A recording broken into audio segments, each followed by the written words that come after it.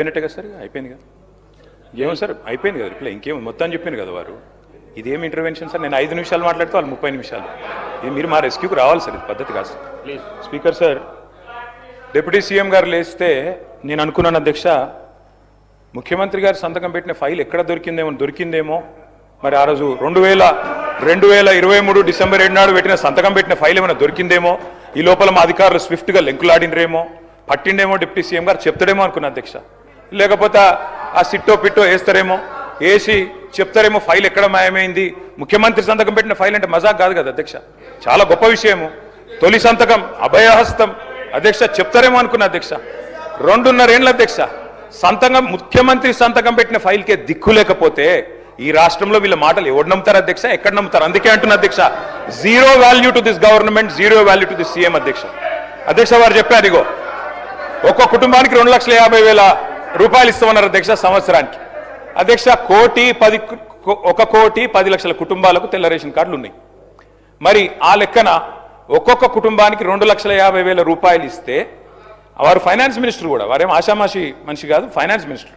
వారు చెప్పే ప్రతి మాటకి వజన్ ఉంటుంది, విలువ ఉంటుంది. మరి 1,10,00,000 కుటుంబాలకి 2,50,000 రూపాయల చొప్పున మరి ప్రభుత్వం కనుక వెల్ఫేర్ రూపంలో 4,000 పెన్షన్లు, తర్వాత వారు చెప్పినట్టు ఇవన్నీ కూడా ఇంకా చాలా ఉన్నాయి అధ్యక్ష, చదువుమంటే చదువుతా. ఇవన్నీ ఇచ్చిన మాట వాస్తవమే అయితే 2,75,000 కోట్ల బడ్జెట్ కావాలి అధ్యక్ష. 2,75,000 కోట్లు దీనికే. ఏది ఈ 2,50,000 కుటుంబానికి ఇవ్వాలంటే, 1,10,00,000 ఇవ్వాలంటే ఇచ్చి ఉంటే, మీరు చెప్పినట్టు బట్టి విక్రమార్క గారు చెప్పిన దానిలో అనుమాత్రమైన వాస్తవం ఉంటే 2,75,000 కోట్లు మీరు ఈ లోపల సంవత్సరానికి ఇచ్చి ఉండాలి. ఇచ్చారా అధ్యక్ష? చెప్పగలరా బడ్జెట్లో? పద్దుల వారీగా చెప్తారా?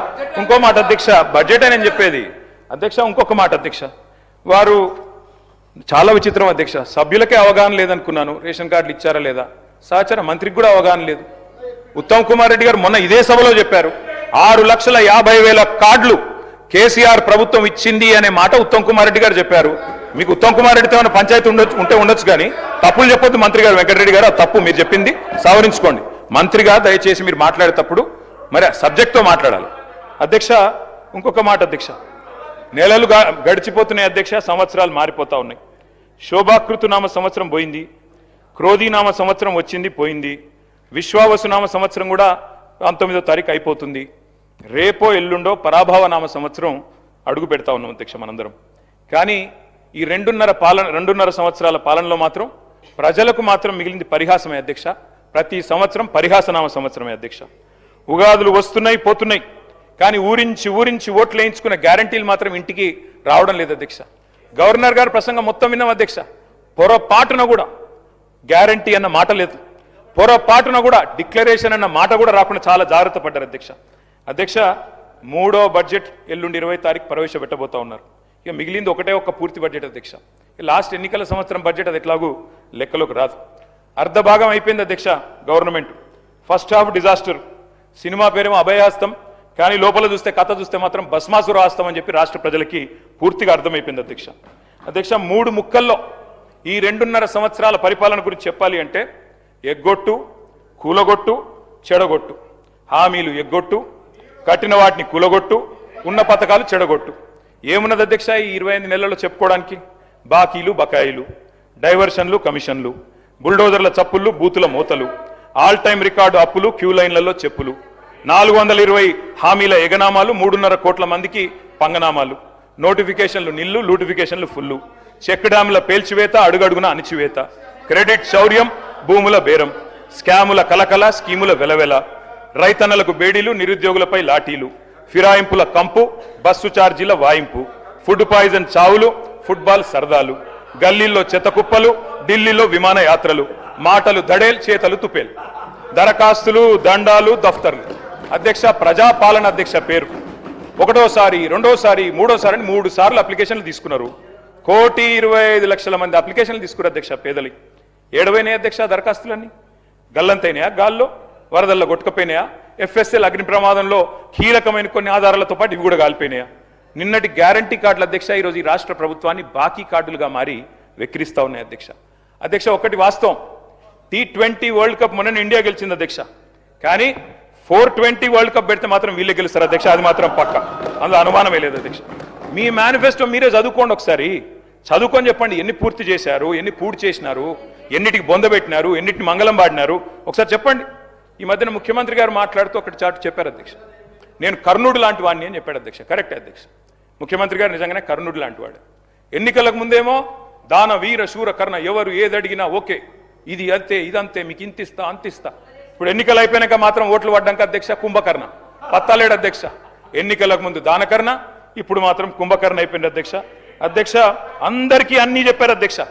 నిజంగా చెప్తా ఉన్న అధ్యక్ష, భారతదేశ ఎన్నికల చరిత్రలో కాదు అధ్యక్ష, ప్రపంచ ఎలక్షన్ హిస్టరీలోనే ఇంత పెద్ద మోసం అధ్యక్ష. 420 హామీలు ఇచ్చి మోసం చేసిన మేనిఫెస్టో ఎక్కడా లేదు అనేది వాస్తవం అధ్యక్ష.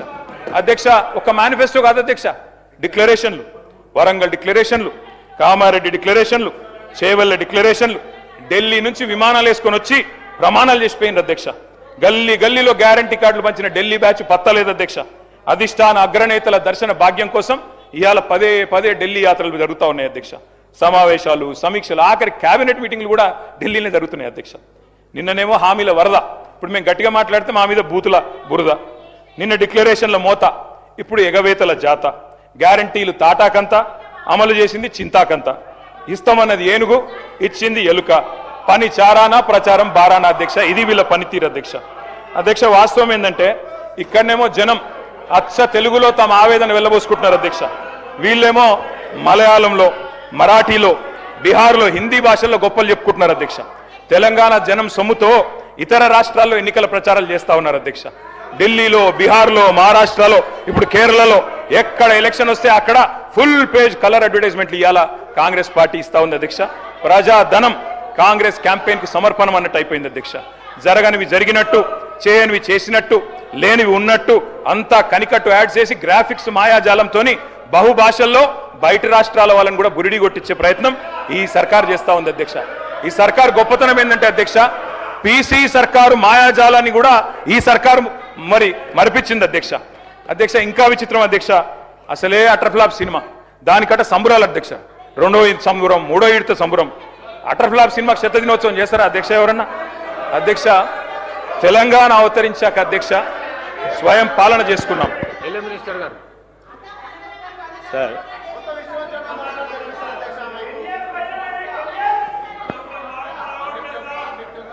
సార్ కేటీఆర్ గారు గవర్నర్ గారి ప్రసంగంపై మోషన్ ఆఫ్ థ్యాంక్స్లో అంతా కూడా పూర్తి స్థాయిలో చదువుకొని